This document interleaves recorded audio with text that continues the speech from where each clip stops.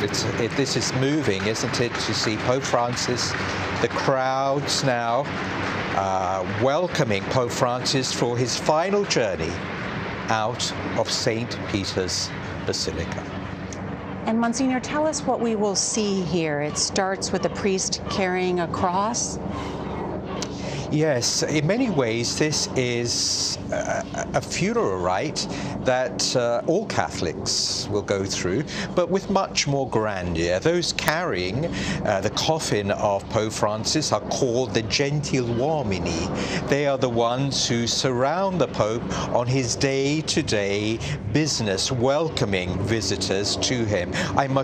We know many of these men, and it must be so moving to them. Surrounding now the cardinal on either side are some of the 250 cardinals. We have to remember that Pope Francis named 163 cardinals. That was amazing, in 10 different consistories. So all of these men, they know him personally. I think they feel an enormous debt of gratitude to him. And now that Pope Francis is being carried out into the square, the cross in front, we will officially begin the funeral mass for Pope Francis.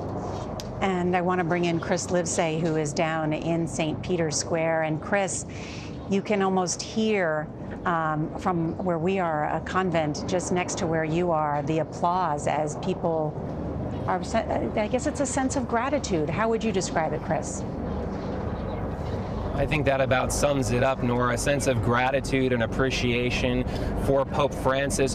These applause piercing the silence, as you observed before, because when they're not clapping, it is a very somber mood as people reflect on the life of Pope Francis, and many pray for his soul right now. Again, this word, the people's pope, keeps being used a lot. He was a pope who said he wanted a poor church for the poor. He wanted to bring the papacy, bring the church down to street level, which is where we are right now. And it's, again, what the people who have come out here and who loved him so much continue to say, not just the people, but also the marginalized, the homeless, the migrants. You'll recall that his very first trip as Pope outside of the Vatican was to the island of Lampedusa to visit a migrant center. So these are the people we're hearing from now, expressing their gratitude for Francis.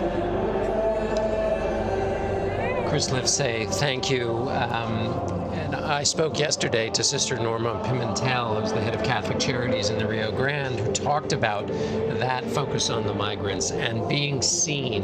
That's a phrase we hear a lot in kind of popular culture, but when it's used with reference to Pope Francis, so many people have described him seeing them in a crowd and feeling like it just went right inside of their soul. That's what you're describing. Even people who never met him, feeling that down in St. Peter's.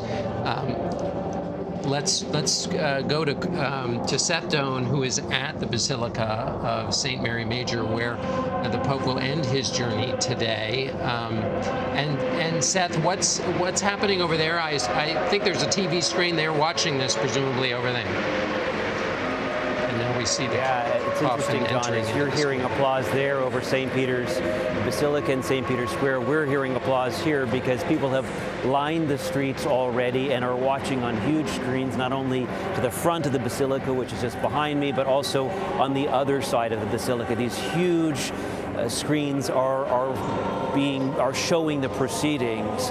People are gathering. There's a reflective sense here. This was a basilica that was very important to Pope Francis. He came here more than 100 times. He would come to pray before and after every apostolic journey, those overseas trips he took.